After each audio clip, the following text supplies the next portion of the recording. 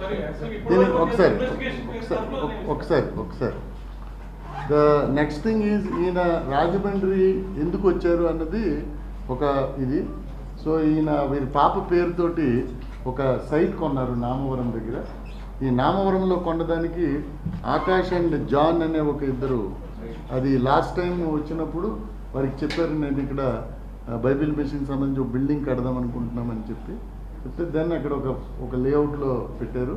దానికి సంబంధించి వీరికి నేను వస్తున్నాను, ఆకాష్కి చెప్పారు, జాన్కి చెప్పారు, వెల్డింగ్ చేయాలి అక్కడ, వెల్డింగ్ చేసుకోవడానికి. అందుకు గాను ఆ బిల్డింగ్ కట్టుకోవడానికి చూసుకోవడానికి గాను ఒక హౌస్ కూడా అద్దెకి తీసుకున్నారు. 8,500 రూపాయలకి ఒక హౌస్ అద్దెకి తీసుకున్నారు. ఆయనకి పేమెంట్ కూడా ఇచ్చారు.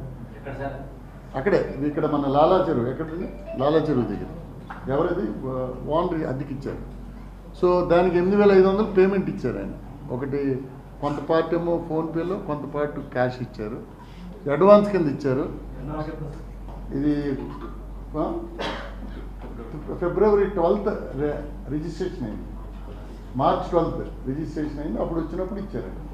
సో ఈ జాన్ అండ్ ఆకాష్కి వీరిద్దరికి మాత్రమే ఇప్పుడు మేము ఇంతవరకు ఎగ్జామిన్ చేసిన వారిలో వీరిద్దరికీ తెలుసు ఆయన రాజమండ్రి వస్తారని.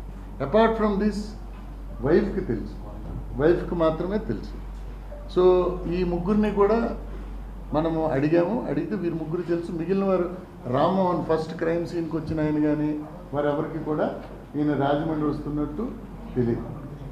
సో తర్వాత పోస్ట్ ఇన్సిడెంట్ తర్వాత వారికి తెలిసింది అంతే. సో రాజమండ్రి వచ్చే ఇన్ఫర్మేషన్ ఉండాలి కదా అని ఎవరైనా ఇచ్చేయాలంటే.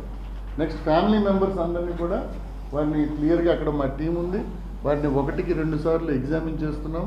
We are getting recorded also. So వారెవరు కూడా అనుమానం ఏమైనా ఉందంటే ఇంతవరకు కూడా వ్యక్తం చేయలేదు ఫ్యామిలీ మెంబర్స్. సో దానికి కూడా మళ్ళీ తరిచి అక్కడే ఉండమన్నాం, ఏమైనా గుర్తొచ్చి చెప్తారా అని.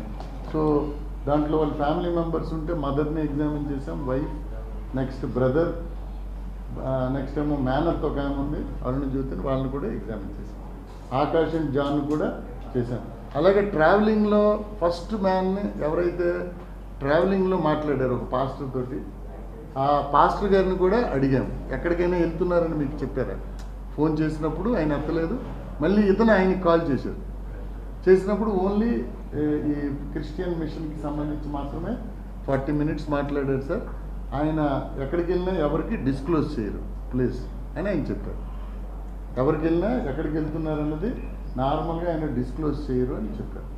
సో ఇది కాకుండా ఫర్దర్గా మళ్ళీ మనం ఎఫ్ఎస్ఎల్ రిపోర్ట్స్ వీటికి కొరాబరేటివ్గా తెప్పిస్తాం. మాకుండే డౌట్స్ ఉన్నాయి. ఎఫ్ఎస్ఎల్ వారు వచ్చారు, వెహికల్స్ చూశారు, నెక్స్ట్ సీన్ చూశారు.